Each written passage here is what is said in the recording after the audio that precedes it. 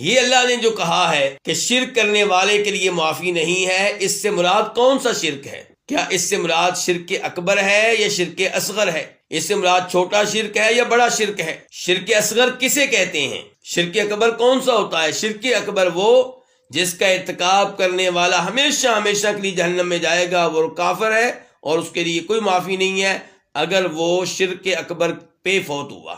شرک اصغر کیا ہے؟ چھوٹا شرک۔ شرک اکبر بڑا شرک، شرک اصغر چھوٹا شرک۔ اور اس سے مراد ہر وہ شرک ہے جس کا تذکرہ نصوص میں آیا، احادیث میں آیا، جس کو شرک قرار دیا گیا، لیکن غور کیا جائے تو وہ شرک اکبر تک نہیں پہنچتا۔ کیسے پتا چل گیا جی آپ کو کہ شرک اکبر تک وہ نہیں پہنچتا؟